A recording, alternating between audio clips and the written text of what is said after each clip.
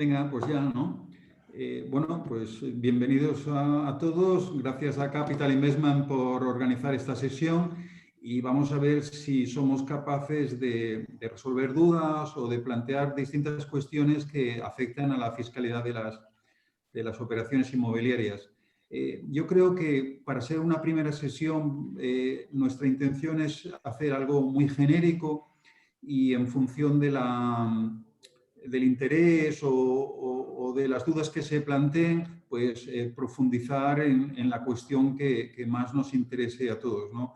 Pero sí que como primer acto, como primera entrega, pues un poco darle una visión a los temas que creo que puedan afectar o que puedan interesar, ¿no? Entonces, una de las cosas que vimos, y a ver si soy capaz de pasar la diapositiva, que no pasa. Un segundo, que ha pasado antes y ahora no pasa. Ahora sí, perdonad.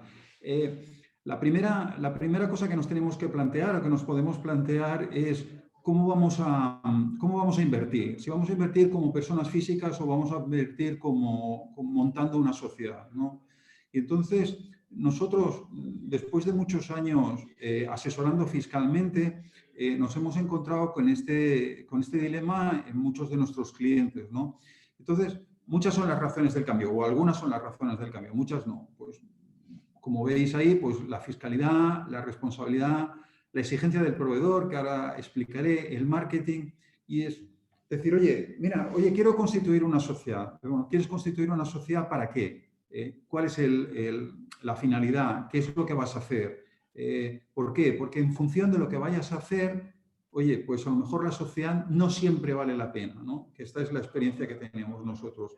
Y aquí podemos estar tirando nosotros como asesores, podemos estar tirando piedras contra nuestro tejado, ¿no? Porque dices, oye, viene un cliente y te pide que le constituyas una sociedad, le constituyes una sociedad, vas al notario, vas al registro, luego le llevas la contabilidad y dices, oye, luego la sociedad es cara de mantener o es más cara de mantener, tienes más obligaciones y luego incluso cuando que esto es una de las cosas que peor se llevan, cuando las disuelves, porque muchas veces las sociedades se tienen que disolver, siempre son carísimas. Es como los planes de pensiones, ¿no?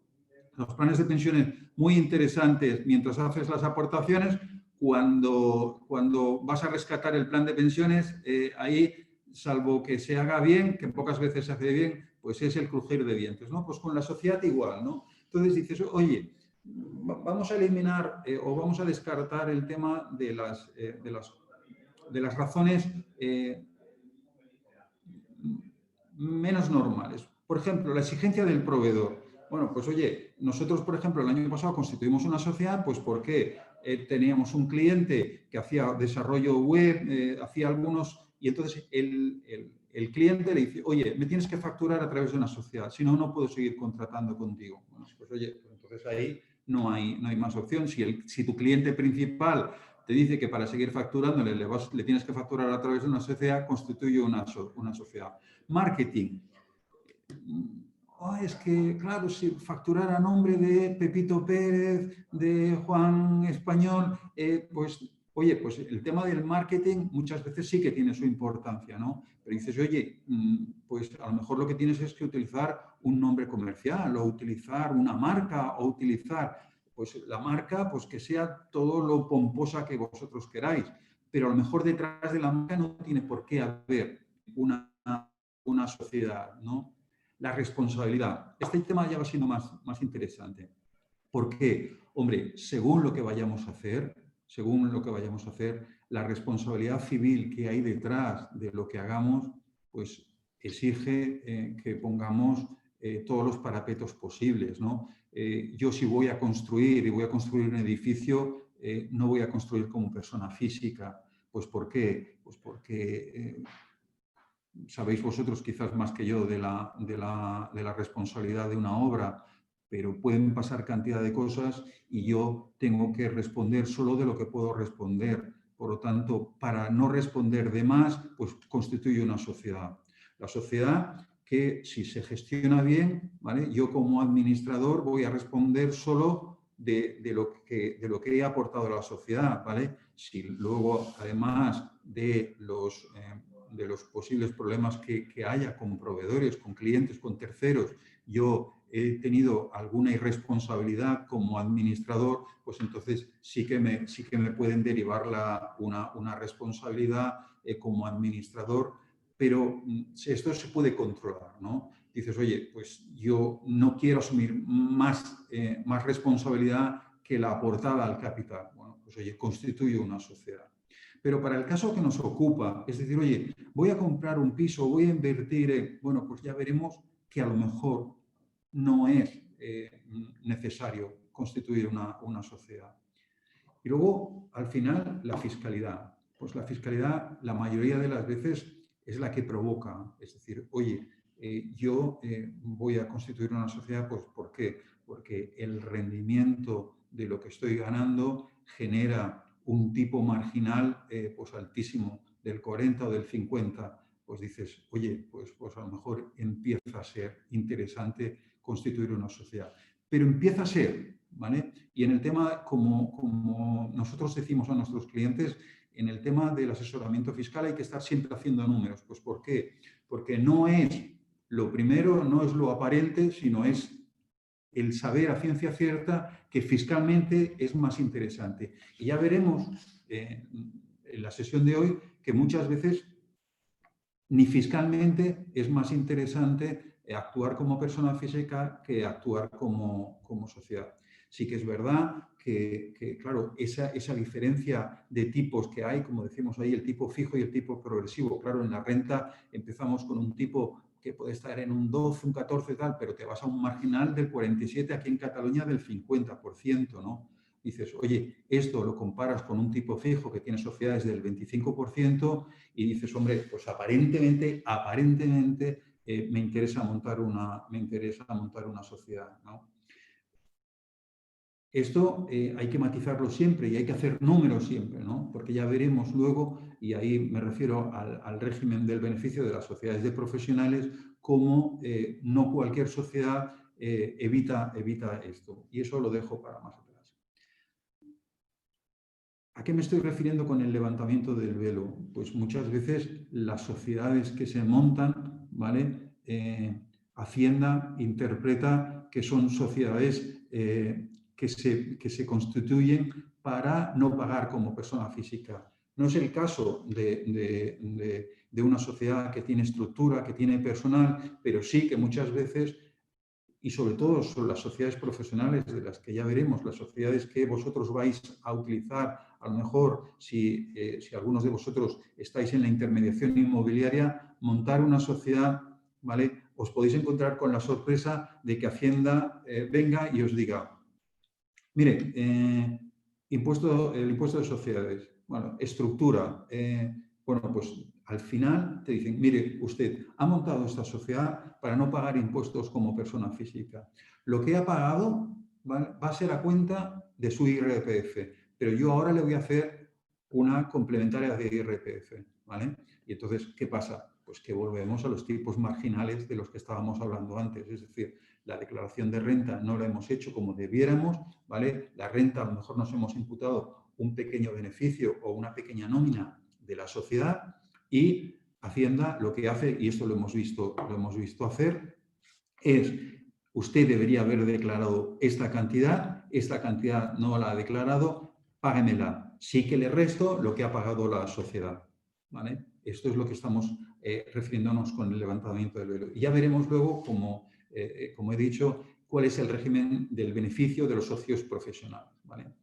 Y luego también me gustaría explicaros que para constituir una sociedad hay muchas implicaciones, ¿vale? Es decir, oye, yo constituyo la sociedad de cero, ¿vale? Constituyo la sociedad de cero, pero constituir una sociedad aportando inmuebles es una operación cara. ¿Por qué? Porque yo, como me dice la ley, los bienes los tengo que aportar a valor de mercado. Por lo tanto, ahí ya genero una primera ganancia patrimonial en renta que voy a tributar.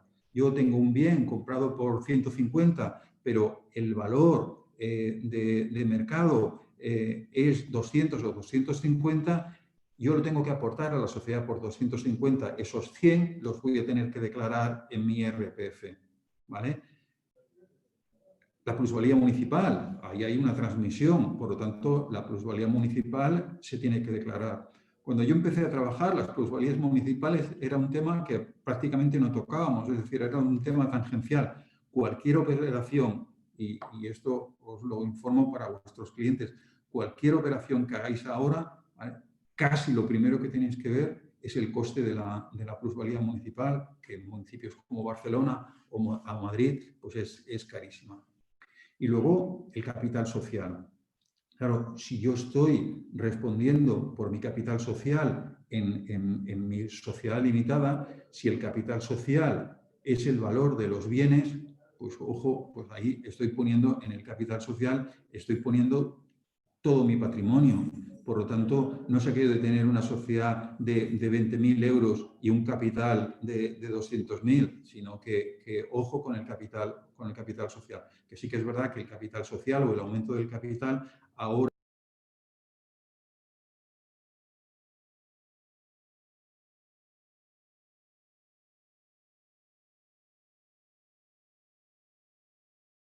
no toco nada. Ahora se me oye. Sí, es que no toco nada y se me deja de oír, ¿vale? Por tanto, este es el tema. Al final, o como veremos durante la tarde, pues oye, hacer números continuamente. Hacer números, ¿por qué? Porque la apariencia de pagar menos con una sociedad no siempre es real, ¿no? Entonces, cualquier operación que hagamos, pues estudiémosla, ¿vale?, con los consiguientes inconvenientes que hay, ¿no? Y es decir, y si al final optamos por la sociedad, pues por la sociedad, ¿vale? Pero que a mí la experiencia me dice que en muchos tipos de operaciones trabajar como persona física no es mal negocio. A ver si, no sé, Jolín. Se te oye bien, José Antonio, ahora. No, sí, se me oye bien, pero estoy queriendo pasar de diapositiva y no. Vale. Vale. Entonces, vamos a ver ahora distintas situaciones en las que nos vamos a encontrar o la fiscalidad de las distintas situaciones. Es decir, oye, nosotros, ¿qué tenemos? Tenemos un inmueble que hemos comprado y lo vamos a alquilar. Bueno, pues aquí, ¿cuáles son las distintas situaciones en las que nos vamos a encontrar? Pues si somos persona física, vamos a declarar en el IRPF. Y en el IRPF, yo creo que la manera más común de declararlo es como un rendimiento del capital inmobiliario, ¿vale? El capital inmobiliario de un bien alquilado son los ingresos menos los gastos, ¿vale? Y una cosa muy interesante es esa reducción que tenemos del 60%. Reducción que, como veremos luego, solo existe para el rendimiento del capital inmobiliario, es decir, de esos pisos que tenemos alquilados, ¿vale?, como persona física. Esa reducción del 60% es muy interesante, ¿vale? Por lo tanto, los gastos, ¿qué gastos vamos a declarar? Pues vamos a declarar el IBI, vamos a declarar los seguros, vamos a declarar los gastos de mantenimiento o de reparaciones. ¿Por qué? Porque, como sabéis vosotros, lo que no podemos hacer es obras y meter el gasto de la obra. Eso es un gasto amortizable que no se contabiliza como gasto del ejercicio, ¿vale? Bueno, pues el ingreso menos el gasto, luego se le aplica esa reducción, por lo tanto, a la renta solo llevamos el 40%. ¿Qué nos encontramos muchas veces y qué pregunta nos hace algún cliente? Oye, alquilo el inmueble a una empresa. ¿Puedo aplicar el 60%? Bueno, pues quizás sí, pero en el contrato tiene que constar que, aunque yo le alquile el inmueble a una empresa, esa empresa lo va a ceder a un trabajador en concreto y en el contrato voy a poner el nombre del trabajador. Pues si se dan esas circunstancias, yo me puedo seguir aplicando el 60% de la reducción. ¿Qué nos ha pasado muchas veces en algunas revisiones? No se ha declarado un alquiler, ¿vale? Y Hacienda dice, oiga, pues mire, este bien lo tenía usted alquilado y no lo tiene ingresado. Bueno, pues complementaria. Ah, pero mire, señores de Hacienda, yo lo tengo alquilado, pero lo tengo alquilado a alguien que lo utiliza como vivienda habitual. Por lo tanto, me aplico la reducción del 60%. No, señor. Como el bien no lo había declarado usted, no tiene derecho. Es decir, si el bien se lo encuentro yo sin haberlo declarado, no tendrá derecho al 60%. ¿Cuándo tampoco se tiene derecho al 60%? Pues cuando hemos declarado una vivienda de uso turístico. Es decir, el 60% solo lo vamos a poder alquilar cuando es primera vivienda y vivienda habitual de cualquier contribuyente, ¿vale? Es decir, los edificios o los apartamentos o el apartamento que tenemos o la torre que tenemos alquilada para segunda residencia no da derecho a reducir el 60%. Cuando son alquileres de temporada no da derecho a reducir ese 60%. Por lo tanto, tenerlo en cuenta para asesorar o para informar. Es decir, como ya veremos ahora, es decir, oye, el 60% de reducción tiene un fuerte impacto en la declaración de renta. ¿Por qué? Porque el rendimiento del capital inmobiliario, como veremos también más tarde, es base general. Es decir, Hacienda lo que hace en la declaración de renta, y me adelanto a otra diapositiva, es diferenciar entre la base general y la base del ahorro. La base general es la que lleva aplicada el tipo marginal y la base del ahorro es la que va del 19 al 23%. Vamos, pero estamos en ese 21-22%. ¿Qué nos interesa? Nos interesa que el rendimiento de la sea el menor posible. ¿Por qué? Porque es al que se le aplica el tipo marginal más alto. ¿Vale? Por lo tanto, ojo con los contratos, ojo con esas circunstancias que impiden la aplicación del 60%. El subarriendo, si existiese el subarriendo, quien subarrienda, ¿vale? Es decir, yo arriendo y este tiene derecho a subarrendar. Pues en lo que cobra el que subarrienda no es capital inmobiliario, ¿vale? Es capital mobiliario. Y por lo tanto, como es capital mobiliario, no tiene gastos. Ni tiene reducción del 60% tampoco. Si el arrendador que recibe parte del subarriendo sería ingreso del capital inmobiliario, pero sin derecho a deducción. ¿Vale? José Antonio, una pregunta. Entonces, si una persona hace un contrato de alquiler con opción a compra y a su vez esa persona que tiene el contrato con opción a compra subarrienda por habitaciones, ¿cómo se contempla esto? Bueno, aquí hay, o sea, como acabamos de decir, hay dos opciones. Una, si tú arriendas, ¿vale? Lo que tú arriendes es derecho, o sea, es ingreso del capital inmobiliario.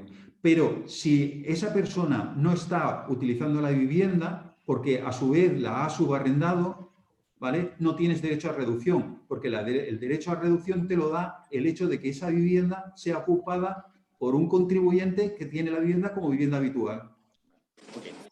¿Sí? ¿Vale? Entonces, volviendo... ¿Puedo hacer una pregunta? Hola. Hola, ¿puedo hacer una pregunta? Sí, claro.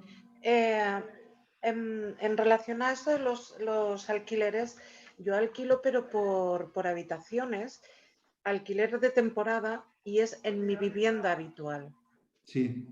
Si es en mi vivienda habitual, aunque haga alquiler de temporada, ¿tengo la reducción del 60%? Tú tienes reducción del 60% si quien está allí le has hecho un contrato, ¿vale? No por temporada. Si es por temporada, no es. No. Tiene que ser un contrato sujeto a la ley de arrendamientos urbanos y un contrato de los 3-5 años. Vale. Yo pensaba que al ser mi vivienda habitual, vale.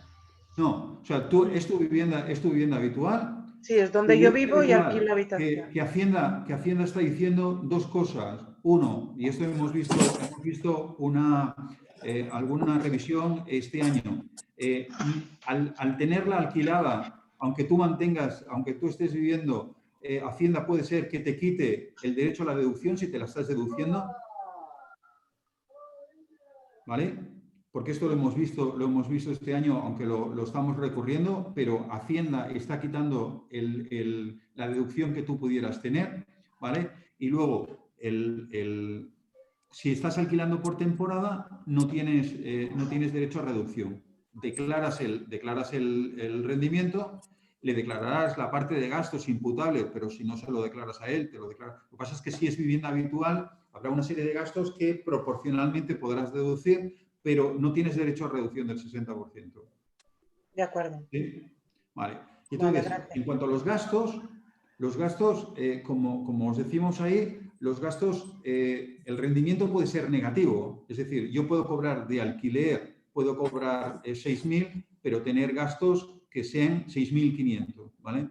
Lo que sí no puede ser superior al ingreso es, como os decimos ahí, los gastos de financiación y la amortización del inmueble. Esos dos conceptos, pues es decir, cuando nosotros alquilamos un inmueble, ¿vale? Nosotros tenemos derecho a poner como gasto la cuota, la parte de la cuota de los intereses, ¿vale? Es decir, bueno, pues los intereses y la amortización del inmueble no pueden hacer que el rendimiento sea negativo, ¿vale? Hasta 0 puede llegar. El resto es por otros gastos, ¿vale? Porque, como os decimos antes, el rendimiento puede ser negativo, pero ese importe negativo no puede venir determinado por los gastos de financiación y de amortización, ¿vale? Entonces, el exceso, pues tenemos 4 años para imputarlos, para compensarlos, ¿de acuerdo? Como ha hecho Blanca, como ha hecho Juan, por favor, si tenéis cualquier duda, pues la comentamos y ya está. Los alquileres de inmuebles, nosotros los podemos tener como rendimiento del capital inmobiliario o como actividad económica, ¿vale? Es la segunda variante que hay en la declaración de renta para declarar los rendimientos de los alquileres, ¿vale? ¿Qué nos dice la ley? Nos dice la ley que para que sea actividad económica vamos a necesitar una persona empleada con contrato laboral y a jornada completa, ¿vale? Hasta el 2015, recordaréis la mayoría, que ya os movíais en estos ámbitos, que exigían además la existencia de un local, ¿vale? Bueno, pues el local ya no es exigible, ya no se necesita que tengamos un local para trabajar, pero sí que es verdad que se necesita ese empleado con contrato laboral y a jornada completa. ¿Qué significa que haya o que Hacienda esté pidiendo ese contrato laboral y a jornada completa? Significa que tiene que haber suficiente trabajo para tener a esa persona entretenida todo el día. No le digas a Hacienda que montas o que contratas a una persona, ¿vale?, para 2 pisos, para 3 pisos, porque no se necesita, ¿vale? Y luego ya veremos, y en esta diapositiva lo empezaremos a ver, que muchas veces nos puede interesar que el rendimiento sea como actividad económica, ¿vale? No siempre. Repito, jornada completa, ¿vale? Y si es jornada completa, Hacienda lo que va a entender es que yo, para alquilar 3 pisos, no necesito a nadie a jornada completa. Por lo tanto, no me va a permitir el que, pues, por ejemplo, en el momento de la sucesión, y me adelanto al final de la diapositiva. Cuando nosotros, y al final de la diapositiva y casi al final de la sesión, cuando nosotros heredamos, ¿vale?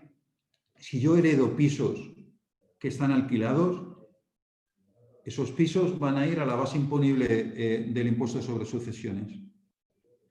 Si yo heredo pisos que el difunto, el causante, los tenía afectos a una actividad económica, yo voy a poder aplicar el 95% de bonificación en el impuesto sobre sucesiones. Claro, en el impuesto sobre sucesiones es muy interesante aplicar esa bonificación, pero sí que es verdad que para aplicar esa bonificación yo tengo que tener primero los inmuebles afectos a una actividad económica, ¿vale? Y entonces voy a poder tener los inmuebles afectos a una actividad económica cuando los inmuebles tengan la sustancia suficiente para que podamos estar hablando de ello. ¿Vale? Pero a diferencia o en contraposición a esa ventaja de bonificación del 95%, durante el mantenimiento de la actividad yo no voy a poder aplicar la reducción del 60%.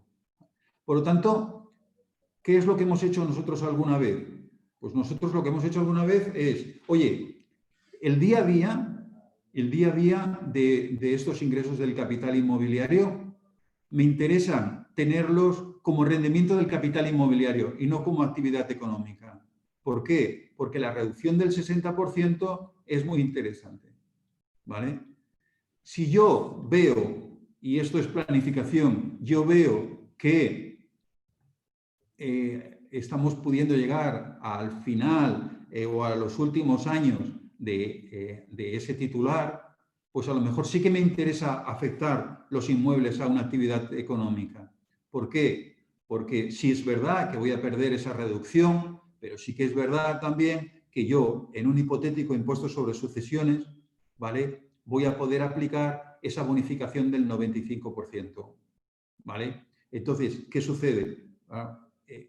Pierdo, como vemos ahí, la reducción del 60%, pero gano la bonificación del 95%.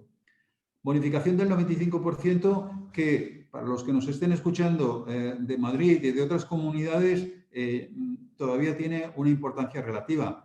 Pero después de la modificación del impuesto sobre sucesiones en Cataluña, que entró en vigor el pasado 1 de mayo, tenemos que estar haciendo números continuamente, porque nosotros hemos hecho números para clientes y la cuota se puede estar multiplicando por 7, por 10, ¿vale? La cuota que se pagaba a 30 de abril y la que se paga el 1 de mayo, ¿vale? Entre otras cosas, ¿por qué? Porque la bonificación aplicable a los hijos mayores de 21 años era o podía ser de casi el 95-97% y pasa a ser del 45% con la nueva ley. Por lo tanto, tenemos que volver a hacer números en el impuesto sobre sucesiones, ¿vale?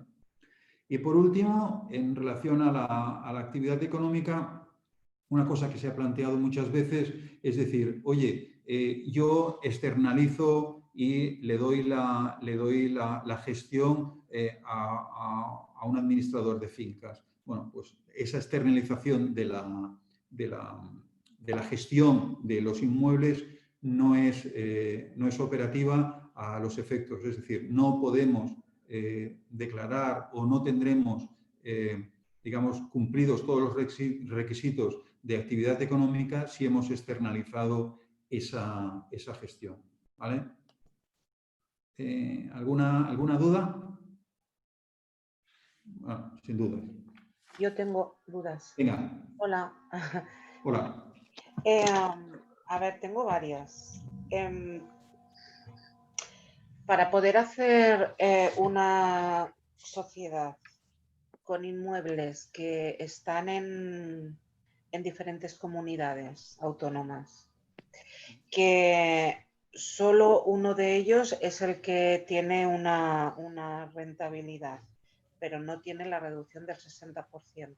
Pero espera, o sea, te escucho de lejos y quiero, es decir, estamos aportando unos inmuebles. Sí. Vale. Sí, serían de la Comunidad de Aragón, habría 2 inmuebles. Vale, Aragón. Aragón 2 inmuebles y de Cataluña habría otros 2, de Menorca habría 1. Vale, ¿y cuál es la duda? Son 2 propietarios diferentes, ¿vale? Uno el de Aragón y otro el de Cataluña y Menorca. Bueno, la duda es, en principio no hay una reducción del 60%, porque solo hay una En la sociedad, como veremos ahora, los inmuebles que alquila la sociedad no hay reducción del 60%. Vale, no, pero como individuo, yo que tengo un inmueble que alquilo, pero no tiene la reducción del 60%, sí. ¿vale? A la hora de meterlo en la sociedad no afectaría para nada. Bueno, ojo, no afectaría. No afectaría por lo que hemos explicado, de que como no tengo reducción, no tengo esa ventaja fiscal. Sí. Pero lo que sí afecta es lo que hemos dicho antes, es decir, por el hecho de aportar bienes inmuebles a una sociedad, yo voy a tener una ganancia patrimonial. Es decir, las distintas comunidades me van a decir cuál es el valor de ese inmueble, ¿vale? Las distintas comunidades me van a decir cuál es el valor del inmueble y yo lo voy a aportar por ese valor mínimo, ¿vale? Y entonces, si el valor mínimo es superior al valor de adquisición, voy a tener una ganancia patrimonial en renta. Y luego voy a pagar la plusvalía municipal de ese inmueble. ¿Sí? A ver, no he entendido muy bien. Por lo tanto, a efectos, como veremos ahora, a efectos de renta, Sí, que hay a uno que efectos de renta a lo mejor no tiene tanta repercusión, pero sí que comparando la renta, comparando, como no tienes bonificación en tu renta, no sale tan gravoso. Pero ojo con las implicaciones fiscales. Vale, es que, a ver, esto sería hacerlo de la sociedad para evitar después lo de la plusvalía, lo del impuesto de sucesión, para que los Sí, herederos que quedan se tuvieran, bueno, no tuvieran que pagar tantos impuestos. Y como pero, ha a ver, dicho, está claro, pero lo tienes que comparar. Es decir, ¿por qué? Porque, primero, como os he dicho al principio, hagamos números siempre y hagamos números de todo. Es decir, oye, podemos hacer una proyección, ¿vale? ¿Cuánto voy a pagar de impuesto de sucesiones? ¿Vale? Es decir, imaginemos que en esta situación se produce el hecho imponible de la sucesión. ¿Vale? ¿Cuánto voy a pagar por el impuesto de sucesiones? Y lo de que voy a pagar por el impuesto de sucesiones lo tengo que comparar con todas las operaciones fiscales que he hecho, que son plusvalías municipales, que son ganancias patrimoniales, que es, en este caso, como tú dices, como no tengo bonificación del 60%, pues ese efecto no lo voy a tener. Si digamos que la ventaja está a favor de la sociedad, pues adelante, constituye una sociedad. Quizás ojo con la sociedad, porque ya veremos también cómo son o qué problemas hay a la hora de heredar sociedades, ¿vale? Es decir, es que no os voy a poner, hoy esta tarde no os voy a poner nada bonito, ¿vale? Porque todo tiene sus pros y sus contras, ¿vale? No hay una opción favorable, no hay una opción muy ventajosa, es decir, oye, pues fiscalmente hay que hacer números y ojo con las operaciones de sociedades. Pues ¿por qué? Me adelanto. Oye, si yo tengo 3 inmuebles y tengo 3 hijos, pues oye, un inmueble a cada hijo e intento compensar económicamente para que no haya problemas. Si yo tengo una sociedad y 3 hijos, al final van a ser titulares de unas acciones, pero no se van a poner de acuerdo ni en nombrar administrador. Por lo tanto, cuidadín, ¿vale? Con la constitución de sociedades. Pero, repito, Blanca, a lo que estás preguntando, pues es verdad que si no tienes la bonificación o no tienes la reducción del 60%, pues fiscalmente puede ser más interesante. vale, la siguiente pregunta era, aunque estén en diferentes comunidades, ¿dónde se puede hacer la sociedad? O sea, ¿podemos hacer la sociedad en Aragón o aquí en Cataluña? ¿O cómo puede ser esto? La sociedad la ¿Cuál? constituyes donde tú quieras, ¿vale? El tema está en que va a haber impuestos que se paguen en un sitio o se paguen en otros, ¿vale? Y aquí los impuestos que vas a pagar va a ser la plusvalía municipal que vas a pagar en el domicilio o en el municipio de cada vivienda y vas a pagar la ganancia patrimonial que se produzca en tu declaración de renta y tú vas a tributar donde tengas tu domicilio fiscal. Luego, la constitución de la sociedad, la ley dice que las constituciones de sociedades hoy están sujetas pero exentas. Por lo tanto, no vas a pagar en ninguna comunidad, ¿vale? Por lo tanto, es indiferente donde constituyas. Es indiferente, vale.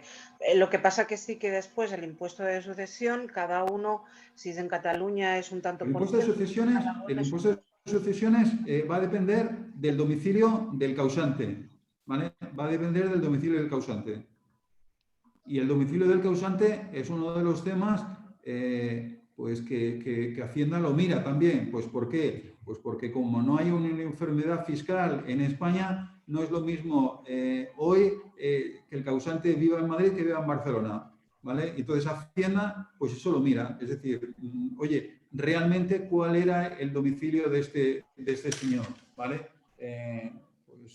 Cuando murió Botín, todavía lo están discutiendo. Es decir, si murió en Santander, Cantabria o murió en Madrid, ¿vale? O la residencia era Cantabria o Madrid, porque no era lo mismo. O al principio, cuando yo empecé a trabajar, los clientes los teníamos en el País Vasco, en Navarra, domiciliados. La mayoría mentira. Pues ahora se ha hecho más interesante, porque vamos incluso Cataluña, repito, Cataluña hasta el 30 de abril te podías morir.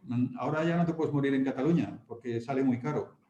Vale, ¿Vale? o sea que también me puedo cambiar de domicilio y entonces el impuesto de Pero ojo, sucesión... cambiarte de domicilio, el Aunque tema no, del domicilio a estos efectos, Hacienda, las distintas haciendas, es un tema que comprueban, ¿vale? Es decir, el domicilio real, porque tú puedes estar domiciliada en Baleares porque no se paga impuesto de sociedades, pero tener tu vida y tu actividad en Barcelona. Y Hacienda decirte, mire, usted lo único que ha trasladado a Palma de Mallorca es el domicilio, pero usted sigue viviendo en Barcelona, por lo tanto va a tributar en Barcelona. vale, vale. Vale, gracias. No quiero ¿Sí? alargarlo. Sí, gracias. No, ya está. Sí, de eso se trata, de resolver José dudas. Antonio, ¿Seguimos? Verónica pregunta, si tributo en País Vasco, que no tengo reducción del 60%, pero el inmueble está en Madrid, ¿me puedo aplicar la reducción del 60%? Bueno, tú tributas con tu declaración de renta y los demás los del País Vasco. Es decir, la declaración de renta, en la declaración de renta no está en función del lugar del municipio, sino en tu régimen, ¿vale? Y la declaración de renta es, si en el País Vasco, que ves, Verónica, esto lo desconozco, no existe esa reducción, No, pero me extraña que no exista esa reducción del 60%, pero lo desconozco, ¿eh? Es decir, no, no como sois existe, un no mundo existe, aparte, José Antonio. con todo el cariño, bueno, pues si no existe no te la puedes aplicar, porque Aunque el inmueble esté en tú Madrid, declaras por tus rendimientos, declaras en tu régimen foral, aunque el inmueble esté en Madrid, ¿verdad? ¿sí? Si tengo el inmueble Aunque en el inmueble Madrid, esté en Madrid, sí, porque vale, de acuerdo, no es un tema de ubicación del inmueble, es un tema de tu régimen, de tu régimen fiscal. de acuerdo, gracias. Hola, buenas, José ¿Sí? Antonio, tenía una pregunta. Bueno, entonces, perdón, Sí, ¿se me oye?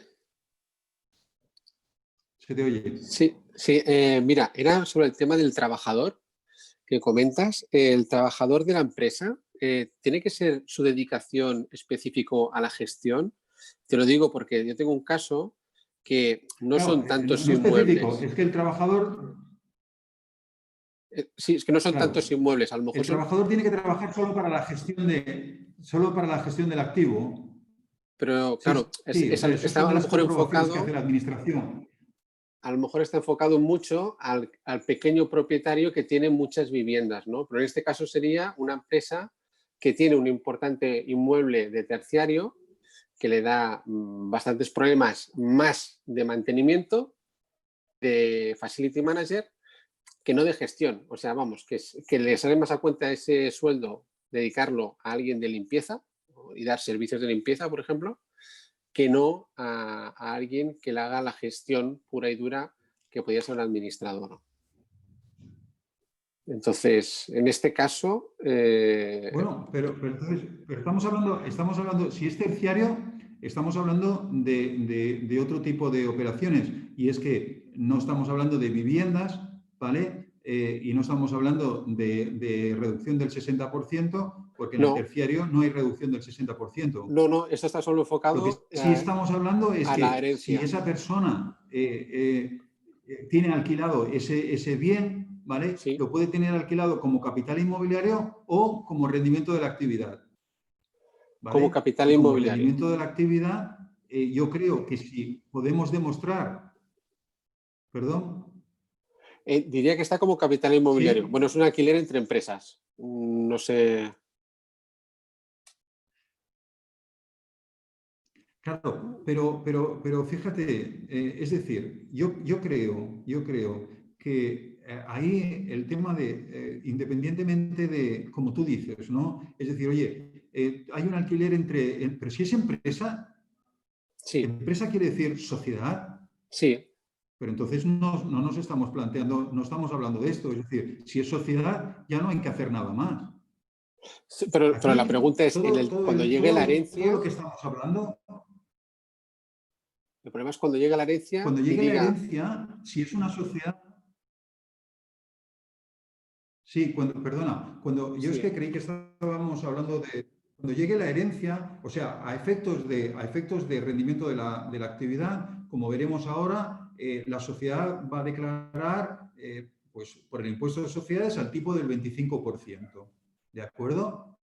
¿Vale? Entonces, aquí el planteamiento o la duda es, ¿qué va a pasar cuando llegue la herencia? Pues claro. cuando llegue la herencia, esa sociedad, si es una sociedad que tiene actividad, ¿vale? Esa sociedad podrá aplicar...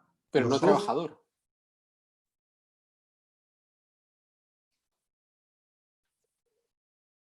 Se me ha cortado. No oigo, no sé si se me oye. A ti se te oye perfectamente, Víctor. Es José Antonio el que se ha colgado. Yo ya pensaba que era mi internet, porque el mío ha sido realmente... No, se te oye perfectamente bien. Ha sido José Antonio que se ha caído. Me cambié a Pepefon y Pepefon ha sido... Me tiene por la calle de la amargura. Va bien Pepefon, ¿no, verdad? No. Yo lo estuve mirando y vaya tela. Yo estaba en Vodafone y no sabía lo que eran los problemas. Ahora sí tú sabes, ¿no? Sí. A ver si entra, me parece ser... Claro, yo tengo el problema de la gestión sobre el trabajador sí, Lo que tú estabas comentando, Víctor, es que tiene una persona de mantenimiento. Que tendría que tenerla. Aún, digamos, no la tenemos. Y es más, en el caso de incorporarla, ni siquiera puede ser un socio, por lo que tengo entendido. Tiene que ser una persona ajena y de gestión, ¿sabes? Exactamente, es contratar a un autónomo o una empresa de mantenimiento y que lleve esa empresa de mantenimiento y facture a la empresa los gastos que la facturación. Pero cuando se habla de una persona asegurada es cuando ha dicho José Antonio que es cuando son sociedades con alquiler, para alquiler. Entonces hay que para Hacienda una cantidad de inmuebles como que esa persona va a estar ocupando el sitio de gestionar los alquileres, ¿entiendes? Sí, la única actividad de esta empresa son los alquileres. Es lo único que hace. Pero si tienes solamente una vivienda... No. Tiene, digamos, 2 viviendas, pero luego tiene un edificio de terciario de 3.000 metros cuadrados. Vale. Y también dedica al alquiler, ¿no? Claro, que es básicamente lo que tiene la empresa, es ese edificio de 3.000 metros cuadrados. Sí, la figura del asalariado sí es interesante. Entonces sí, es una sociedad para alquiler, evidentemente. Claro, pero como es ya solo una sola empresa, poner a alguien de la gestión para un activo que ya está alquilado, ¿qué va a gestionar? O sea, mejor lo ponemos a que haga mantenimiento, ¿no? Sí, bueno, es tener una persona trabajando justificando que tiene ahí los gastos, nada más. Sí, pero es que... Ya está aquí José Antonio, ¿nos oyes? Es que yo me he desconectado yo, pero que es que en el tema de la sociedad ya no se necesita eso. Es decir, el requisito de la contratación de una persona ¿vale? Sí. Enciéndeme esta luz, por favor, Sergio. El requisito de la contratación de una persona está cuando es una persona física, ¿vale? ¿Para qué? Para que Hacienda te permita declarar los rendimientos como actividad económica, tú vas a tener que contratar a una persona. Si estamos delante de una sociedad o la actividad es de una sociedad, digamos que las obligaciones de contratar a otra persona vienen por otro motivo, ¿no? Pero ya digamos que aquí, es decir, vas a tributar como vas a tributar en el impuesto de sociedades luego te vas a acoger a la bonificación esa del 95% por tener la actividad, o sea, por haber heredado esa sociedad, ¿vale? Pero yo no digamos que el planteamiento es otro, no es el que nos estábamos planteando.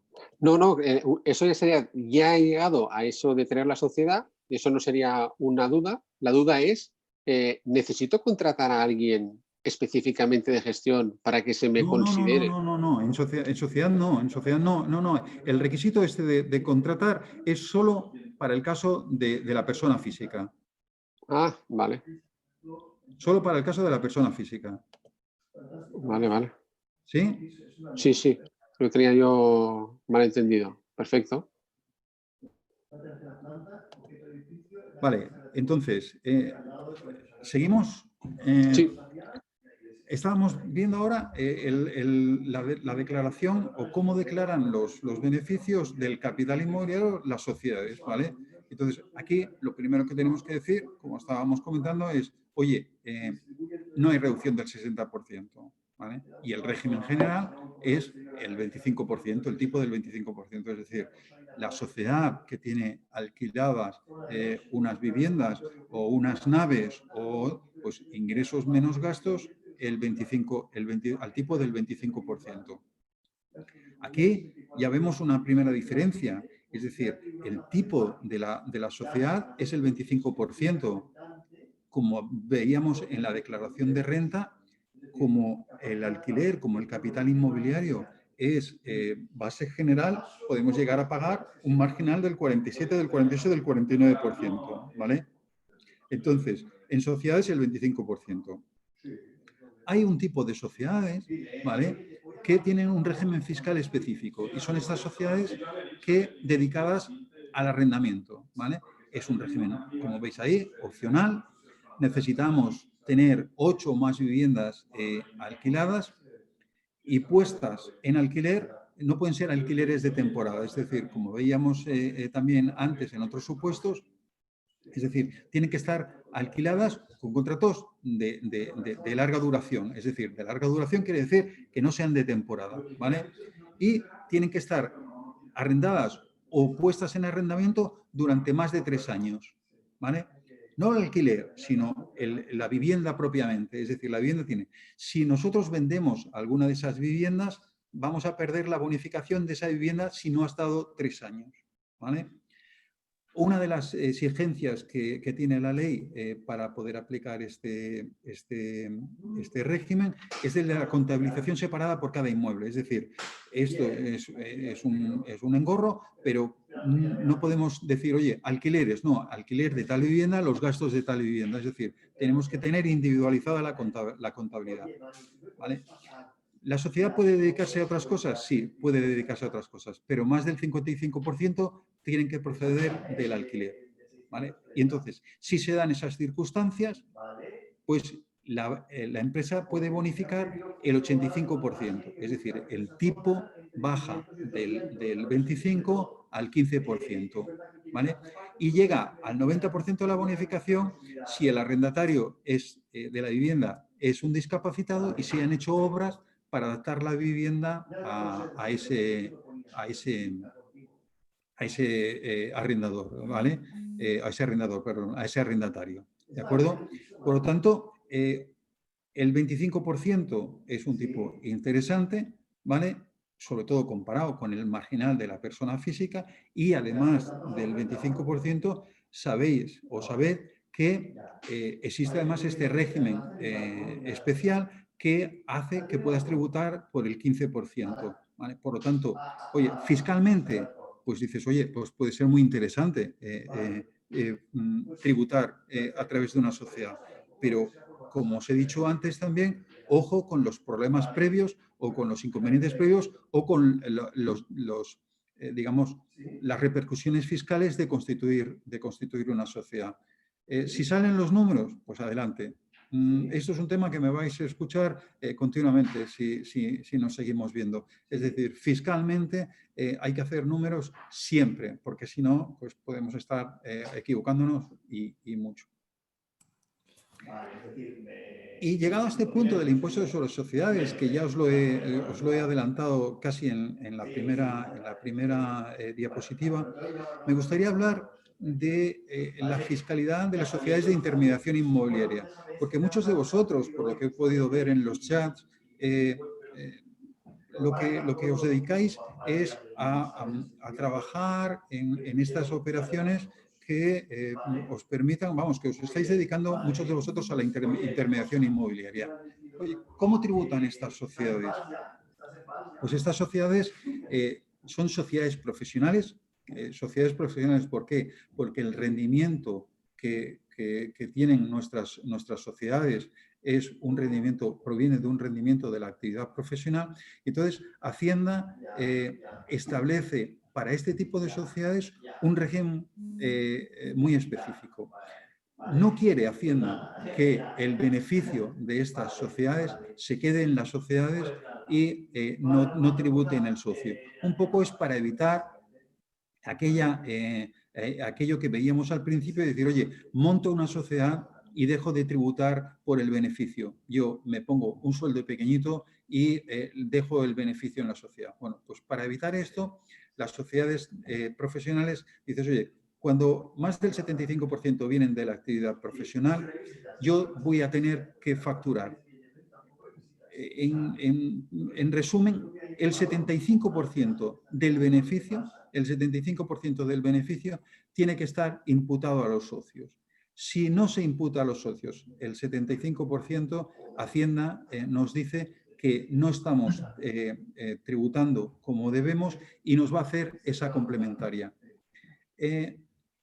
Yo, en los años que llevamos asesorando, es decir, este tema no he visto, así como he visto controlar, como os decía al principio, he visto controlar el tema de aquellas sociedades que no tienen estructura y Hacienda entiende que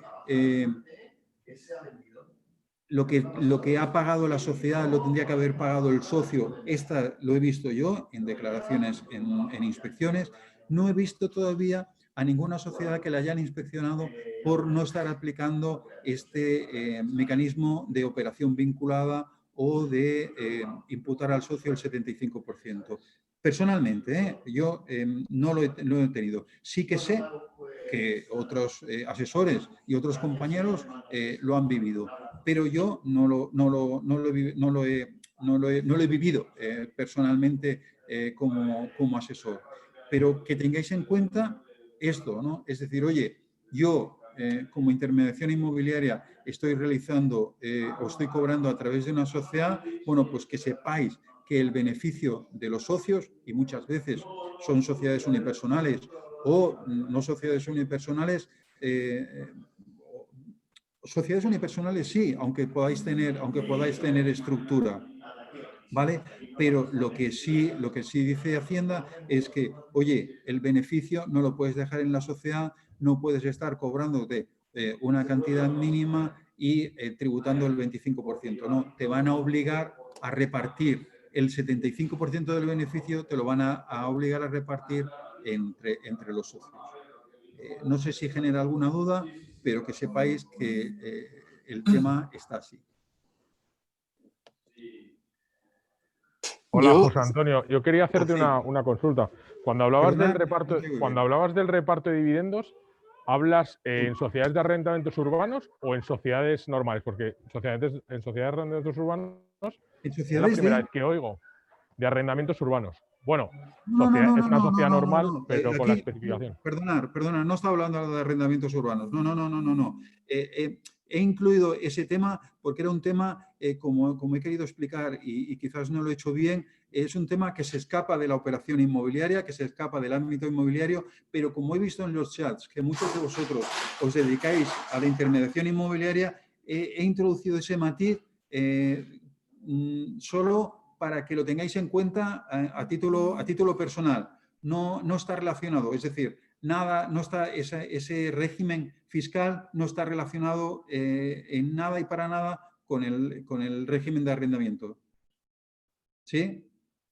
Vale, perfecto, entendido. Sí, era solamente aclarar esa duda que tenía. Si no me he explicado bien, pero era la idea. Es decir, era un paréntesis. Oye, para los que os dediquéis a esto, que sepáis que podéis tener un problema si no lo estáis haciendo bien, pero solo para los ingresos derivados de la actividad profesional cobrados por una sociedad y en la que el socio, como pasa muchas veces, pues dices, oye, yo facturo 150.000, pero solo me imputo ingresos de 30 porque me pongo una nómina y lo otro lo dejo ahí. Bueno, pues que sepáis que eso no es procedente. Hacienda si os lo pilla, Hacienda no lo permite.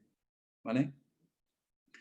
En este tipo de operaciones que estamos queriendo hacer, muchas veces digamos que el mecanismo de participación o el vehículo de participación en estas sociedades de inversión muchas veces es el contrato de cuentas en participación. ¿Vale? Pues también quería explicaros pues un poco cómo funciona. ¿Vale? Pues es un contrato que no necesita de escritura pública, no está regulado en el Código Civil, ¿vale? Y la exigencia no es de escritura pública, pero sí que, por ejemplo, la ley habla de que se necesita un contrato entre las partes, ¿vale? Las partes, las partes que es un partícipe gestor y digamos, el cuenta partícipe, ¿vale?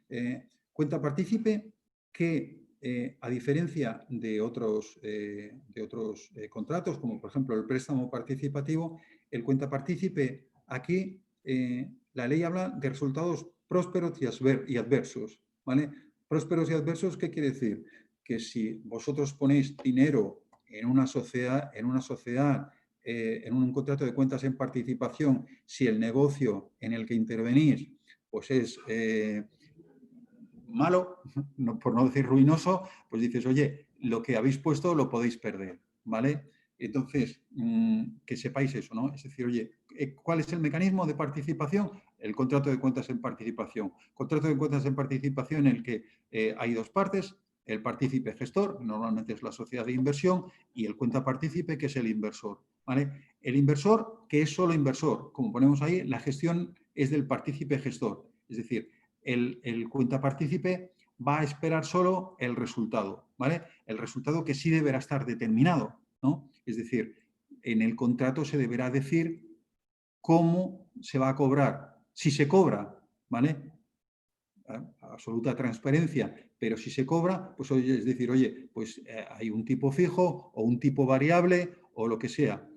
Bueno, pues entonces, como el contrato es un contrato civil de voluntad entre las partes, pues cada uno digamos que se establecen las condiciones de ese contrato. No hay una sociedad, no hay una comunidad, es decir, el bien que se compra no pertenece al cuenta partícipe, es decir, no hay comunidad. No es un préstamo participativo, como he dicho hasta hace un momento, es decir, en el préstamo participativo incluso puedes pedir un tipo fijo y te van a tener que devolver, se gane o se pierda. No, el contrato de cuentas en participación es un contrato en el que, como hemos dicho hasta ahora, a las duras y a las maduras, ¿vale? Es decir, tú ganas y puedes ganar y vas a ganar lo que se haya pactado, pero si el negocio se ha perdido, pues puedes perder tu aportación. el partícipe, cuando recibe ese beneficio, es capital mobiliario que vas a declarar en tu declaración de renta al tipo del 19%, ¿vale? Y gasto deducible para el gestor, es decir, esos intereses que paga el partícipe es gasto deducible en la sociedad. Cuando las constituciones de la sociedad y las ampliaciones de capital tributaban al 1%, pues la constitución de los contratos en cuenta de participación nos dice la ley que es como una constitución de una sociedad, ¿vale? Pues tributaban al 1%. Llevamos una serie de años en el que, como sabéis, las constituciones de sociedades no pagan, están sujetas pero exentas, por lo tanto, no se paga en operaciones societarias, ¿vale? Y como está sujeta a operación societaria, aunque exenta, no está sujeta a JD, ¿vale? A actos jurídicos documentados. Por lo tanto, como a la hora de constituir el contrato de cuentas en participación, en nuestro caso, por ejemplo, en Barcelona o en Cataluña, lo vamos a declarar a la Generalitat. Vamos a presentar el contrato, vamos a presentar el modelo 600, pero un modelo 600 exento de pago, es decir, cuota cero, ¿vale? Y bueno, digamos que esto es decir, aquí en el contrato de cuentas en participación lo importante pues es cómo funciona y cuál es la fiscalidad, que son ese concepto de capital mobiliario que tiene el partícipe, el que cobra, ¿vale? Las ganancias patrimoniales. Muchos de los que estáis aquí, pues estáis queriendo comprar bien para vender. Pues benditos seáis y bendita la espera, ¿no? Pero cuando lo consigáis, pues sabéis que tenéis un socio que forma parte del negocio siempre, ¿no? Pero en este caso, bueno, pues el socio lo tenemos a un 22%, ¿no? Es decir, en otro caso el socio está al 40 y tantos, ¿no? En el tema de las ganancias patrimoniales lo tenemos como personas físicas, lo tenemos al 22, que es la media del 19 y el 23, como veremos ahora. Vosotros podéis comprar un piso y venderlo, ¿vale? Hasta el 2015 digamos que era gravoso comprar un piso y venderlo el mismo año, porque si lo comprabas y lo vendías el mismo año, el tema era ganancia que iba imputada a la base general, ¿vale? Desde el 2015, la transmisión patrimonial que genera una ganancia, independientemente del plazo de generación, va a ir a la base imponible del ahorro, ¿vale? Entonces, la base imponible del ahorro, como veis ahí, ¿vale? Tributa, pues hasta los 6.000 primeros euros tributa el 19, el resto hasta los 50.000 tributa el 21 y si tenéis la suerte de ganar más de 50.000 euros, pues el 23% del resto, ¿vale?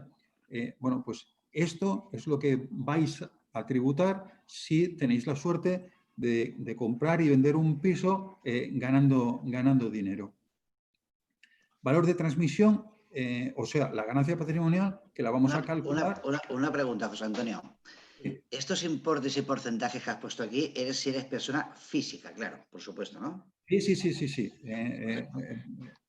Como en la diapositiva, IRPF, ¿vale? Valor de transmisión menos adquisición y como persona física en tu declaración de renta es 19, 21, 23, ¿vale? En el valor de transmisión es el valor de transmisión, ¿vale? Y el valor de adquisición es lo que te costó más todos los gastos que se derivaron, es decir, aquel 10% que pagaste de ITP o los gastos de notario o de registro o de, bueno, todos los gastos que se hayan acumulado, ¿vale? Son valor de adquisición. La diferencia, ¿vale? Con el valor de venta es la ganancia patrimonial. Yo creo que nos quedamos hoy aquí en una jornada posterior podemos ver con más detalle, pues por ejemplo, todavía cómo tributan las ganancias patrimoniales con bienes adquiridos antes del 94, que como sabéis durante mucho tiempo los bienes inmuebles que tenían más de 10 años estaban exentos, ¿no? Fue aquella época bendita en el que por la aplicación de aquellos coeficientes reductores un bien adquirido antes del 94, si se compró en el 80 y tantos, pues lo vendías y no pagabas, ¿no? Eso desapareció, ¿vale? Y entonces ahora todavía hay un efecto de aquella reducción que se le aplica a los bienes adquiridos antes del 94. Pero hoy yo creo que para empezar ya nos basta con esto. Como tú preguntabas, Juan Andrés, estos impuestos, estos tipos son para en renta. En sociedades pues, tributas al 25%, ¿vale? Es decir, bueno, pues aquí ya veis otra diferencia y en este caso a favor de la persona física. Es decir, yo si no gano más de 6.000 euros en un piso o no gano más de 50, que ya está bien, pago el 21. En sociedades, gane lo que gane, voy a tributar el 25%. Bien, pero aquí dos cosas que aclarar un poquitín. Si eres persona física, es una persona realmente normal de ir por calle o también puede ser un autónomo, ¿no? Entonces el autónomo también se puede gravar los gastos, igual que una sociedad, ¿no? Estamos hablando de cosas distintas, ¿eh? El autónomo aquí ni pincha ni corta. Es decir, aquí tú estás hablando de los gastos que gastos es decir, el autónomo va a pagar, el autónomo va a tributar. Si es una ganancia patrimonial, es una ganancia patrimonial y la va a declarar como ganancia patrimonial, ¿vale? Independientemente de su actividad profesional, ¿vale? Es decir, tú, Juan Andrés, ¿vale? Que tienes tu actividad profesional de intermediación, de asesoramiento, de gestión, de tal. Tú tienes tus ingresos y tienes tus gastos. Tú compras un piso y vendes un piso. A ese piso, ¿qué gastos le quieres poner? Los gastos inherentes al piso, no a tu actividad profesional. ¿Sí? Correcto. Vale. Entonces... Un inciso, perdón, en estos de los gastos que ha hecho Juan Andrés, sí que entrarían por eso los gastos de mejora que hayas hecho en el piso, ¿no? Quiero decir, por ejemplo, si yo le he puesto un aire acondicionado, ese gasto se incluiría dentro del valor del edificio. Bueno, es mayor valor del bien. Es decir, los gastos que nosotros, como decíamos al principio, cuando estábamos hablando de lo que es gasto deducible y no es gasto deducible. Es decir, si yo al bien puedo, digamos, demostrar que le he cambiado el parqué, que le he cambiado la carpintería, que le he puesto la cocina y no sé qué, eso es mayor valor del bien y por lo tanto yo lo podré deducir del valor de venta. Correcto. ¿Sí? Vale. Claro. Entonces, cuando nosotros tenemos una actividad, podemos tener la suerte de ganar dinero, pero podemos tener la mala suerte de perder dinero en alguna operación, ¿vale? Entonces, el otro día alguien me decía, oye, quizás a lo mejor valdría la pena hablar de la compensación de las ganancias y las pérdidas patrimoniales. Bueno, pues como os he dicho al principio, en la declaración de renta tenemos dos ramas. Una, la base imponible general, ¿vale? Que es a la que se le aplica el tipo marginal, es decir, aquella que va del 17 al 50. Entonces, allí que está, pues allí están los rendimientos del trabajo, los rendimientos de la actividad empresarial, de profesional, de los rendimientos del capital inmobiliario, ¿vale? Entonces, ahora estoy viendo ahí un fallo que lo tenemos que corregir, ¿vale? Entonces, todo eso es base general, es decir, a más renta, mayor tipo impositivo. Y por otro lado está la base imponible del ahorro. La base imponible del ahorro que a su vez Hacienda la separa en dos subramas. Rendimientos del capital mobiliario, perdón, y aquí hay un fallo, lo siento, ¿vale? Rendimientos del capital mobiliario, no inmobiliario, el inmobiliario es base general, ¿vale? Y ganancias y pérdidas patrimoniales. ¿Qué es rendimiento del capital mobiliario? Pues los intereses de cuentas corrientes, los dividendos, el rescate de un seguro de ahorro, eso es rendimiento del capital mobiliario. Y la ganancia y pérdida patrimonial pues es la que deriva de la venta de cualquier bien. Puede ser un inmueble, o puede ser un coche, o puede ser joyas, o puede ser lo que sea, ¿vale? Entonces, Hacienda, ¿qué nos dice? Nos dice que los rendimientos y las ganancias y las pérdidas se compensan entre ramas, ¿vale? Quiere decir que el rendimiento del capital mobiliario, si tú has tenido rendimientos positivos y has tenido rendimientos negativos, que quizás en el mobiliario es más difícil, pero también porque a veces algunos rescates de seguros pueden producir una pérdida, ¿vale? Pues ese rescate que produce un rendimiento negativo compensa con los dividendos que has cobrado de Telefónica y de no sé qué y de no sé cuánto, ¿vale? Porque rendimientos del capital de las cuentas corrientes, ¿verdad que no? Pues eso. Entonces, los rendimientos se compensan, las ganancias se compensan con las pérdidas en los rendimientos del capital mobiliario. Y las ganancias y las pérdidas patrimoniales se compensan entre sí. Es decir, yo he ganado dinero vendiendo una casa y he perdido perdiendo otra. Se compensan entre sí. Si hubiese una pérdida de una rama y un beneficio de la otra, ¿vale? Tú puedes compensar una con otra hasta un 25% del rendimiento positivo de esa determinada rama. Me explico. Si yo, por ejemplo, tengo una pérdida y he ganado 10.000 euros en la otra, es decir, yo tengo rendimientos positivos del capital mobiliario y he tenido una pérdida en la ganancia patrimonial, si los rendimientos positivos del capital mobiliario son de 10.000, hasta 2.500, ese 25%, hasta 2.500 puedo compensar esa pérdida patrimonial. El resto lo voy a tener 4 años para compensar. ¿Me he explicado? ¿O se me ha entendido? Sí, sí, sí. ¿Sí? Bueno, pues... más o menos, José Antonio, más o menos. Más o menos.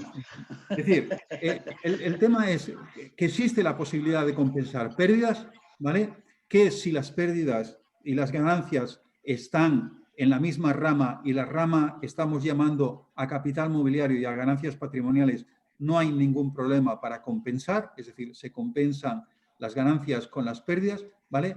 Pero si nosotros tenemos pérdida en una rama y ganancia en la otra, podemos compensar con el límite del 25% del saldo positivo. Es decir, si yo he ganado 10.000, ¿vale? Podré compensar la pérdida de la otra rama hasta 2.500, porque el límite de la compensación es ese 25%. ¿Vale? Venga, si hubiese cualquier duda, luego ya un correo electrónico o una llamada por teléfono y lo terminamos de resolver. José Antonio. Dime. Hola, soy Raúl. Oye, antes de que avances, tengo una duda. Cuando hablabas del tema de la intermediación, ¿vale? En todo momento se intuye que se refiere siempre a una persona dada de alta en una actividad, ¿no? O sea, un autónomo, una sociedad. Pero yo tengo una duda a nivel personal, ¿no? Si yo, por ejemplo, encontrase una operación en la que intermediar como persona física, ¿sería posible realizar una facturación de algún tipo por honorarios o no sé, de alguna manera? Sí, la posibilidad existe, pero como esa operación va a estar sujeta a IVA, ¿vale? Tú te vas a tener que dar de alta en Hacienda, ¿vale? A efectos de actividad y a efectos de IVA, ¿vale? Entonces, si tú, por ejemplo, te das de alta en Hacienda, ya estás cumpliendo con tus obligaciones con Hacienda. Es decir, oye, yo me doy de alta en el 037 y me doy de alta como intermediario, ¿vale? Entonces, tú emites la factura, ¿vale? Y declaras el IVA, ¿vale? Si tú no vas a hacer nada más, hombre, pues lo lógico es que te des de baja. Acuérdate, en función de cuándo te hayas dado de alta o cuándo te hayas dado de baja, independientemente de que vas a tener que hacer la declaración trimestral de ese trimestre por tus ingresos de IVA. Pero luego, si lo has hecho en el segundo trimestre, acuérdate de que el 30 de enero, con el resumen anual, has de declarar esa operación que hiciste en el segundo trimestre. ¿Vale? Entonces, cuando nosotros nos damos de alta de Hacienda, ¿vale? Si tú te das de alta de una actividad, normalmente existe la obligación de darte de alta en el régimen general como autónomo, ¿vale? Entonces, ¿qué es lo que dice? No lo dice la ley, pero ya lo dice, digamos que la jurisprudencia, porque ya hay bastantes sentencias, incluso resoluciones de la propia administración. En Hacienda, sí o sí, en Seguridad Social no hará falta si tu actividad no es una actividad, digamos, fija. Es decir, si tú has tenido un ingreso esporádico, ¿vale? Si tú has tenido un ingreso esporádico, tú no vas a tenerte que dar de alta de Seguridad Social, ¿vale? No te vas a tener que dar de alta de autónomo.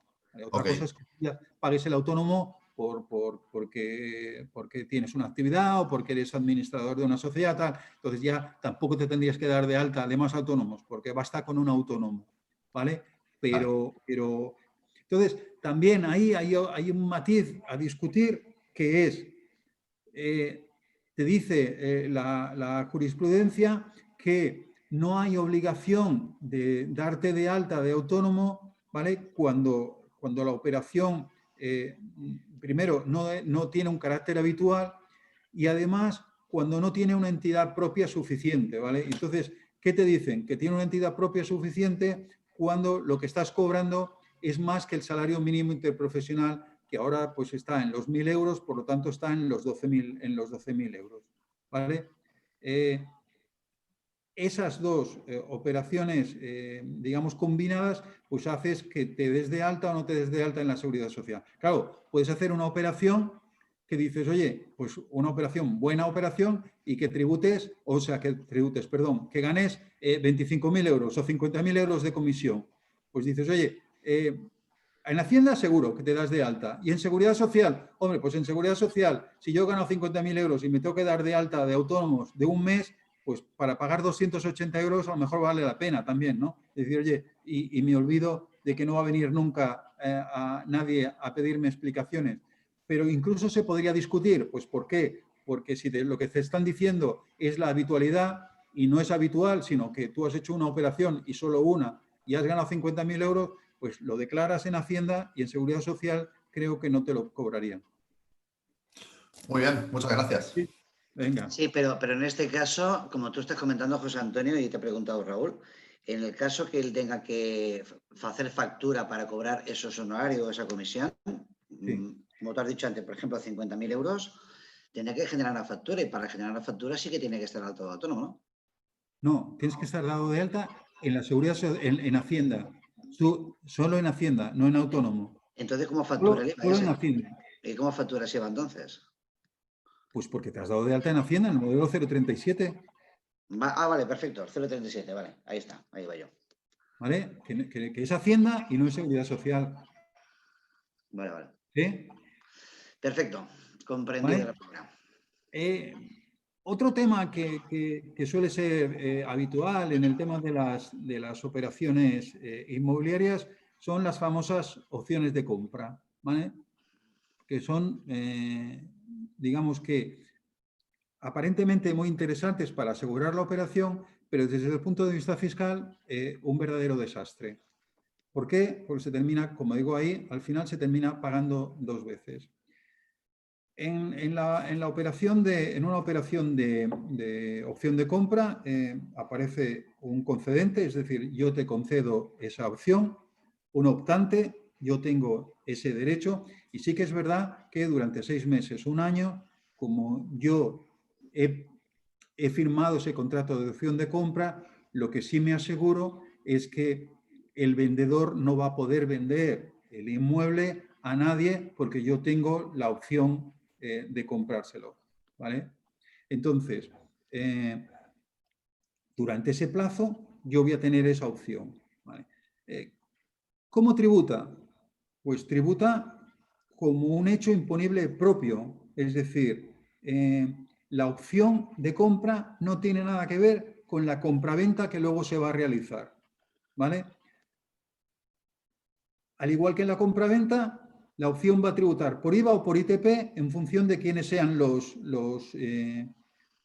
intervinientes, ¿vale? Si quien vende es un sujeto pasivo de IVA y vende un bien afecto a IVA, pues yo, optante, voy a tributar por IVA, ¿vale?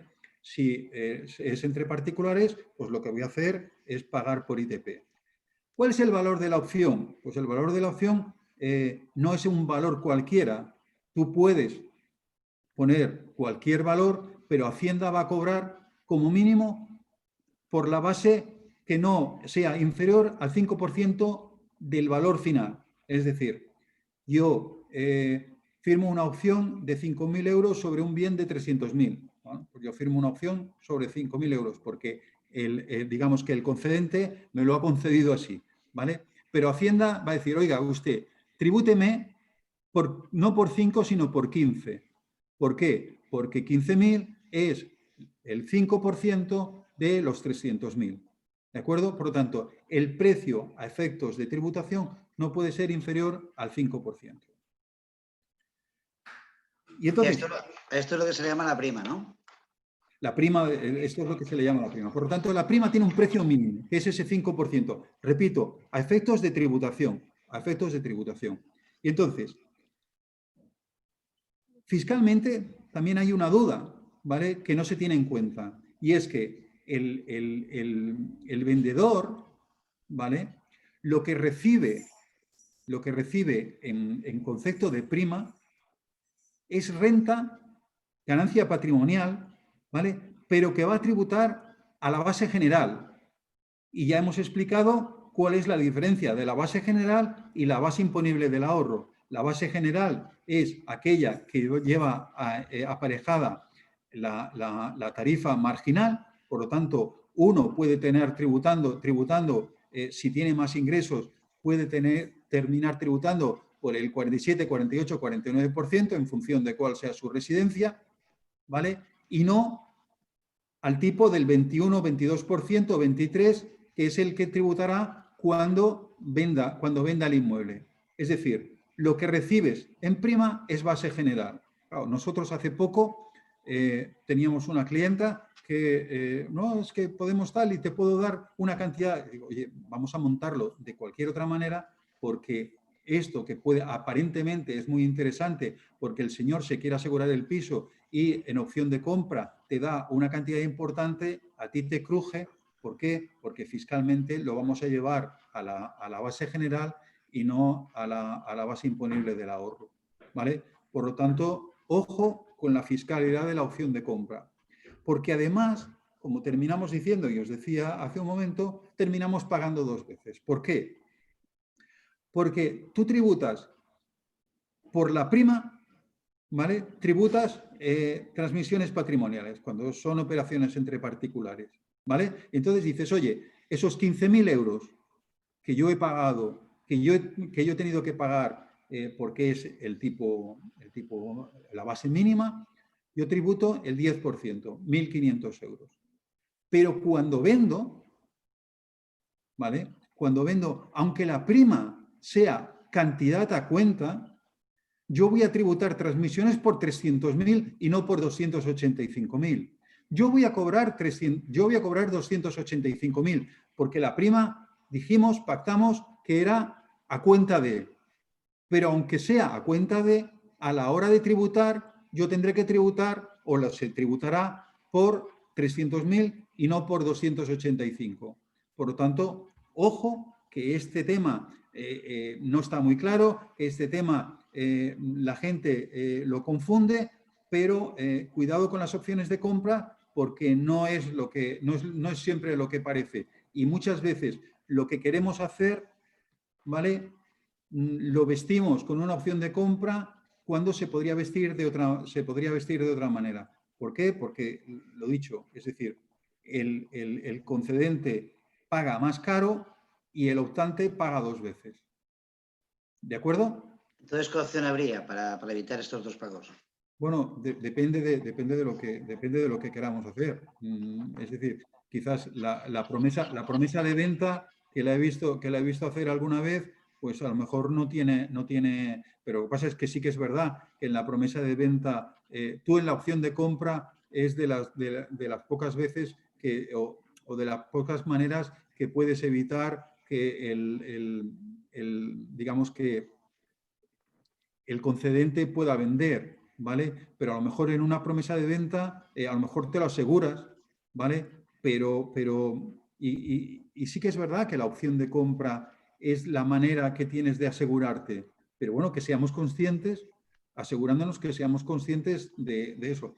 Lo que he visto hacer alguna vez es, pero que muchas veces se tuerce, ¿no? Es decir, oye, lo que sí está claro es que la opción, digamos que el concedente lo paga caro, ¿vale? Lo paga caro, es decir, esa cantidad recibida a cuenta, si se declara, se tiene que declarar como renta general. Lo que sí he visto hacer alguna vez es que para evitar el tema del segundo pago, la segunda, digamos, lo que es la venta, hacerla sobre el valor, sobre la diferencia, es declarar la diferencia, ¿vale? Entonces dices, bueno, pues te ahorras ya el 10% pagado sobre la prima, pero yo creo que fiscalmente lo peor es la fiscalidad que tiene para el concedente el hecho de tributarlo en régimen general.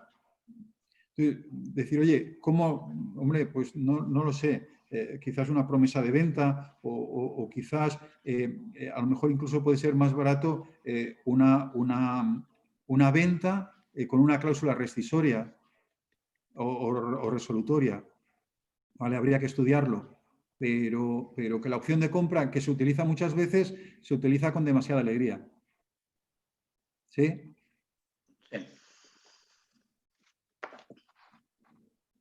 Sí. Comprar para vender. ¿Hola? Vale. Te escuchamos. Comprar Sí. para vender. En este caso, ¿hay alguien preguntando algo? Perdonad. No hay nadie preguntando. Vale.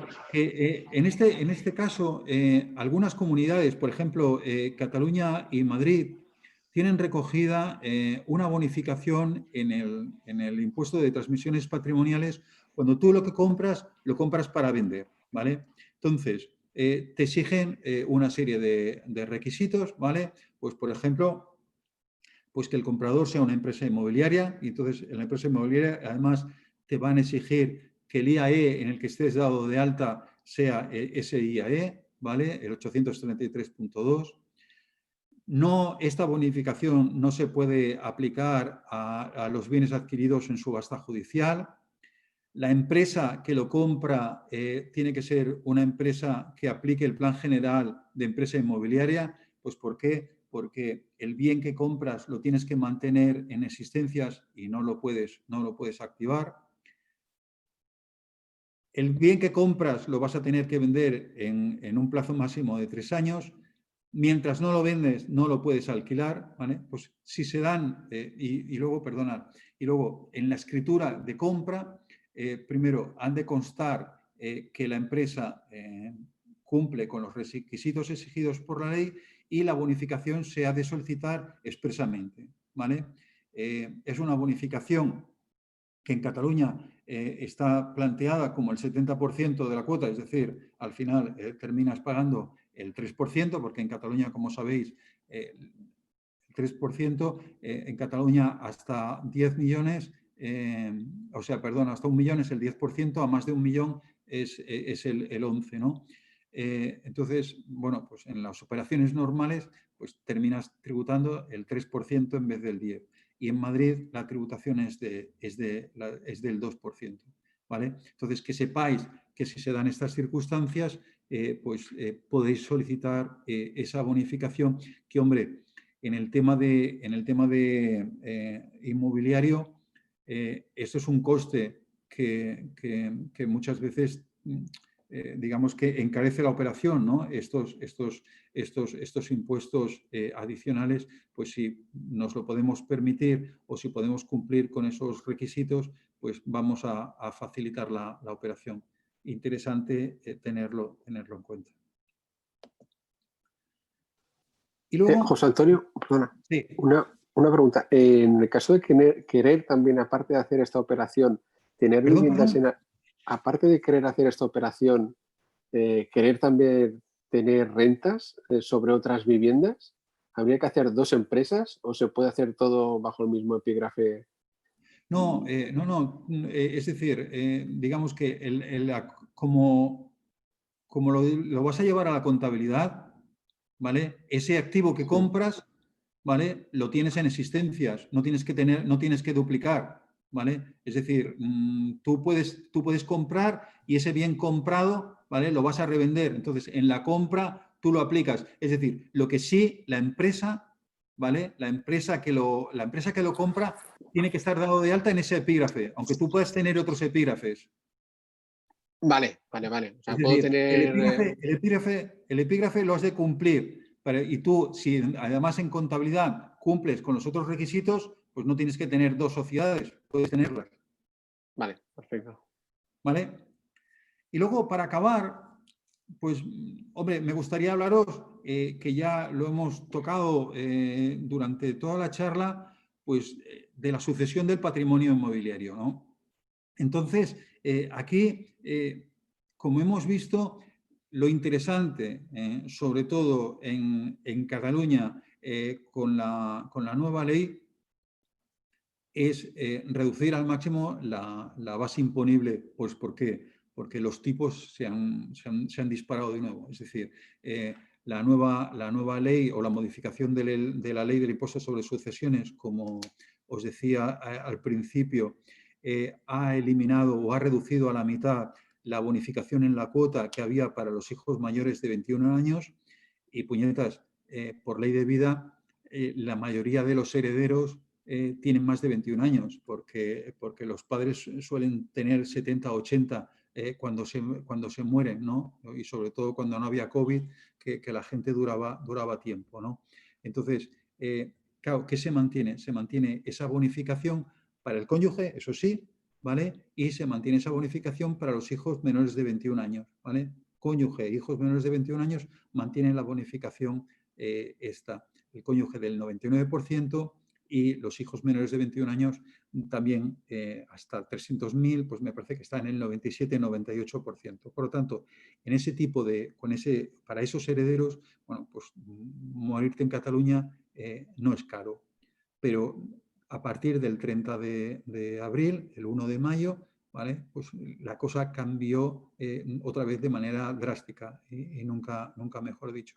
Por lo tanto, ¿qué tenemos que hacer? Pues tenemos que hacer todo lo posible para que la base imponible del impuesto sea la mínima posible. Entonces, ¿qué tenemos que buscar? Como os digo en esa imagen, buscar la bonificación del 95%. 95% que la vamos a obtener cuando heredamos unos activos inmobiliarios sujetos a una actividad empresarial, ¿vale? O a la actividad económica o cuando heredamos una sociedad, ¿vale?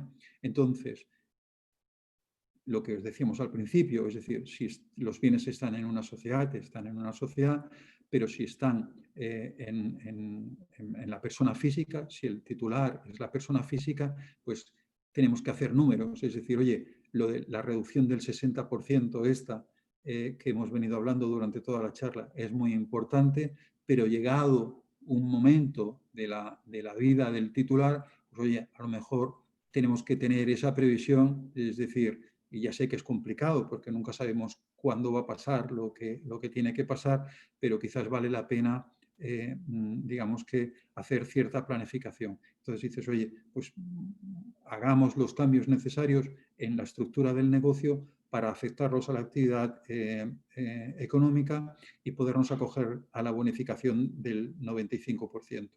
¿Vale? Pues ¿por qué? Porque vamos a reducir esa base imponible. Esa es, digamos, que una de las cosas que tenemos que tener en cuenta a la hora de suceder. Pero como os decía también al principio, ojo con las herencias. ¿Por qué? Pues porque todo funciona mientras el patrón está vivo y se mantiene al frente del negocio. Luego, cuando empezamos a heredar, es cada vez más complicado. Nosotros lo que le decimos a los clientes es que si tienen que hacer un testamento, el testamento sea, digamos, lo más individualizado posible. Nosotros aconsejamos a que no haya proindivisos. Pues ¿por qué? Pues porque los proindivisos, como vosotros sabéis, y algunos de vosotros os dedicáis a la compra de proindivisos, son generadores de problemas, ¿vale? Es decir, el proindiviso entre hermanos, pues igual, ¿no? Pues ¿por qué? Porque los hermanos no todos tienen los mismos intereses, no todos tienen las mismas necesidades y digamos que las circunstancias de cada uno son de cada uno, ¿vale? Por lo tanto, yo, heredero con 4 hermanos de un patrimonio inmobiliario, pues oye, ¿qué pasa? ¿Que voy a cobrar dividendos? ¿Quién reparte los dividendos? ¿Quién acuerda los dividendos? ¿Quién? No, yo quiero tocar y quiero venderme mi patrimonio porque, oye, porque yo quiero pateármelo, ¿vale? Pues, entonces, ¿qué pasa? Que cuando tú heredas una sociedad, pues heredas acciones de una sociedad, ¿vale? Entonces ahí lo interesante es lo que hacemos con algunos tipos de negocios, que es plantear la conveniencia de un protocolo familiar.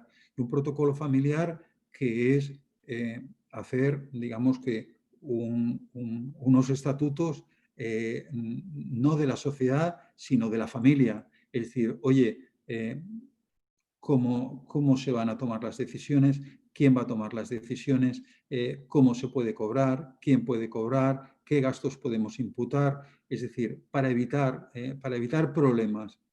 Evitar problemas que se evitan en la medida en que se pueden evitar, ¿no? Pero si no se establecen estos protocolos, pues lo más normal es que empiezan a aparecer los líos, ¿no? Entonces, una ventaja que hemos obtenido con la existencia de la sociedad, que es tributar en la base imponible solo con el 5% del activo, pues ¿por qué? Porque nos hemos acogido a la bonificación del 95%, pues si bien hemos pagado pocos impuestos, pues luego puede ser un generador de problemas permanentes. Pues ¿por qué? Pues porque los proindivisos, como os he dicho, son un quebradero de cabeza la mayoría de las veces. Por lo tanto, resumo lo que os he dicho antes, es decir, lo que es una ventaja por un lado es una desventaja por otro. Lo que es interesante económicamente puede ser un generador de problemas y de dificultades. Por lo tanto, soluciones sí las hay, ¿vale? El tema del protocolo familiar funciona. Nosotros, para según qué tipo de negocios, cada vez establecemos más protocolos familiares y como mínimo establecemos una previa, ¿no? Es decir, oye, no nos vamos a encontrar que al día siguiente de heredar cada uno está diciendo lo que se le pasa por la cabeza. Pero repito, y un poco como conclusión de toda la sesión, es decir, en cualquier tema fiscal hay que pensárselo mucho, hay que hacer números constantemente, hay que hacer comparativas, hay que hacer previsiones, hay que hacer planificación y, llegado el momento de la sucesión, no solo tener en cuenta los temas económicos, sino los temas más personales, ¿vale? No sé si os he podido ayudar, no sé si os he aclarado alguna duda o os he generado más. Lo que sí quiero que sepáis es que estoy muy agradecido a Juan Andrés y compañía por haber organizado esto. Estoy a vuestra disposición para todo lo que podáis necesitar. A través de Juan Andrés o a través de los WhatsApps me tenéis para preguntarme lo que queráis. Y si ahora pues, hay alguna pregunta más, pues encantadísimo de atenderos. Muchas gracias a ti, José Antonio. Una Muchas gracias. pregunta que es muy habitual, me la han preguntado varias veces y creo que tú eres la persona más indicada para responderla. Muchísimas gracias. Y es, ¿cuándo es interesante hacerse una sociedad patrimonial? Vamos a partir de dos bases. Está la sociedad patrimonial, que es para comprar y alquilar, y luego que ya sabemos que hay que tener una persona asegurada, y luego está la sociedad patrimonial para comprar, reformar y vender. Claro, muchas personas preguntan, ¿cuándo es interesante hacer esa sociedad patrimonial? Cuando, por ejemplo, tengo 6 viviendas, que su valor de tasación, de mercado, como tú has dicho antes, y es muy cierto, o bien el valor que impone Hacienda, ¿no? Que puede ser de mercado o el que impone Hacienda como mínimo. Vale mejor, tenemos 6 propiedades y valen 300.000 euros la suma de tasación, o bien tenemos 6 propiedades, pero vale la suma de tasación 1 millón, por decirte algo. Evidentemente, cada unidad es distinta en precio. ¿Cuándo es interesante hacerse esa sociedad? Bueno, lo acabo de decir. ¿Va por unidades o por precio o por valor patrimonial de esos inmuebles? Es que por una cosa o por las dos. Es decir, nosotros lo que tenemos que tener claro es que si nosotros tenemos una sociedad, ¿vale? Si nosotros tenemos las viviendas, ¿vale? Lo primero que tenemos que saber es qué dinero nos va a costar constituir esa sociedad, ¿vale? Entonces, es decir, oye, yo necesito saber cuánto dinero me costaron las viviendas y por cuánto dinero lo voy a aportar, ¿vale? Y además de o sea, con esa diferencia, como hemos visto hoy, calcularemos la ganancia patrimonial que va a tributar en renta, ¿vale? Además voy a tributar voy a pagar por la plusvalía municipal, ¿vale? Entonces, esa sociedad, una vez que la tengo, ¿para qué la quiero? ¿Vale? ¿Para qué la quiero? ¿La quiero para vender los inmuebles? Pues a lo mejor no, hemos dicho que no vale la pena vender, porque hemos dicho que si yo tengo los bienes como persona física, como mucho voy a pagar el 23%. El marginal va a ser el 23%.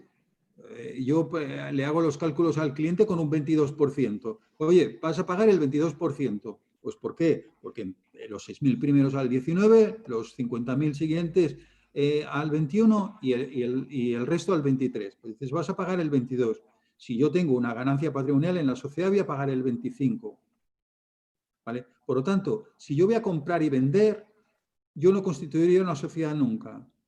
¿Vale? Si yo me voy a digamos que financiar, yo voy a tener que hacer obras, yo voy a tener, ojo, pues ahí ya no desde un punto fiscal, sino desde un punto de vista de responsabilidad civil, pues a lo mejor me tengo que plantear constituir una sociedad. Pero en un negocio de compraventa, hombre, muy mal se tienen que hacer las cosas para que tú en una operación, no en una promoción, que en una promoción ya sabemos lo que ha pasado, ¿vale? Y que hay gente colgada todavía por no haber vendido una promoción, ¿vale? Si tú te metes en una promoción, desde un punto de vista fiscal, a lo mejor tengo que hacer los números, pero desde un punto de vista de responsabilidad no hago ningún número. Os he dicho al principio que yo constituiría una sociedad, porque yo no puedo poner en peligro mi patrimonio personal por un patrimonio, por un problema en una promoción inmobiliaria, ¿vale?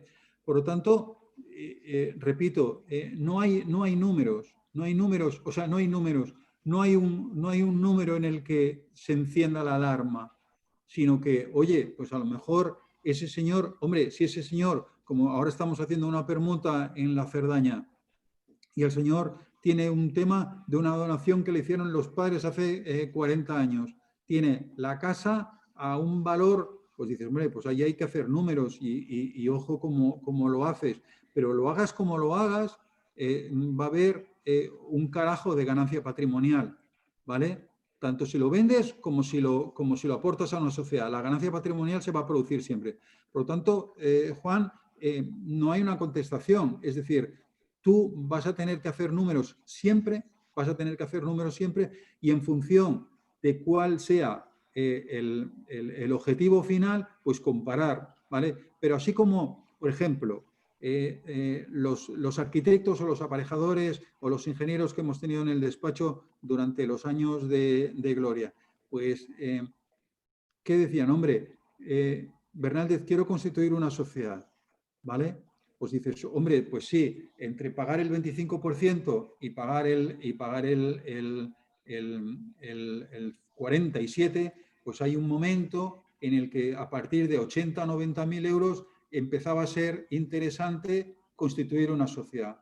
Pero eran años en que nosotros constituíamos sociedades porque no estaba la ley esta de la que os he hablado hoy, ¿vale? La ley de operaciones vinculadas, en el que me obligaban a que las sociedades profesionales terminasen o tributasen como me están exigiendo ahora. Por lo tanto, nosotros en aquella época, a partir de 70, 80, 90.000 euros, constituíamos una sociedad.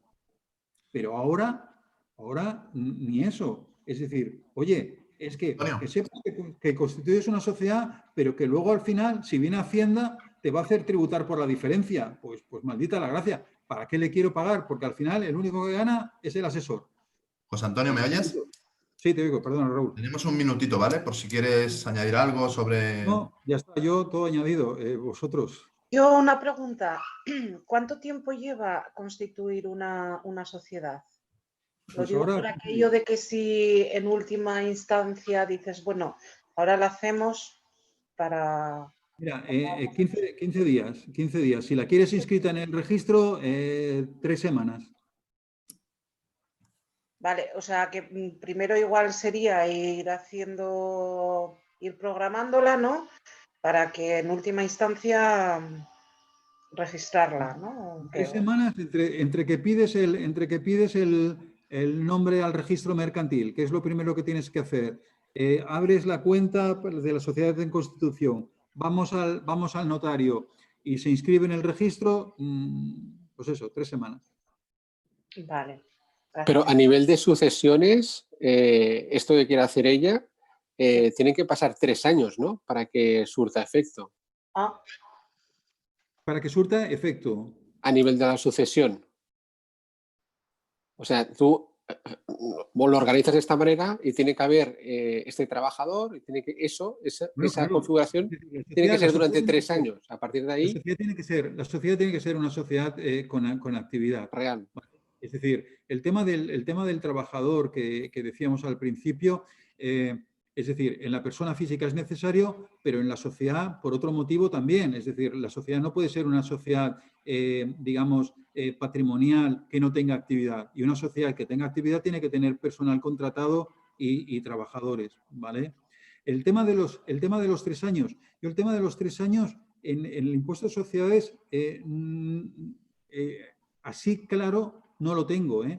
Es decir, el tema de los... En sucesiones, digo. En sucesiones. El tema de los 3 años o el tema de los 5 años es para aplicar según qué tipo de bonificaciones, pero yo, por ejemplo, en Cataluña, la existencia de que la sociedad tenga que tener una antigüedad superior a los 3 años, no la tengo, ahora mismo no la tengo controlada. Vale. No me suena, ¿eh?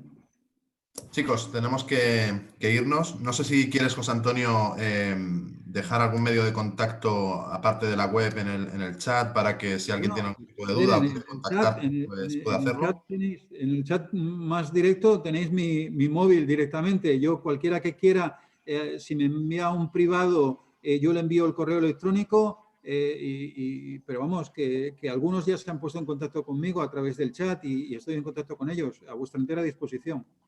Perfecto. Pues nada, creo que tenemos que cortar aquí ya. Muchas gracias, José Antonio, por esta ponencia. Y bueno, nos vemos en las siguientes. Muy bien.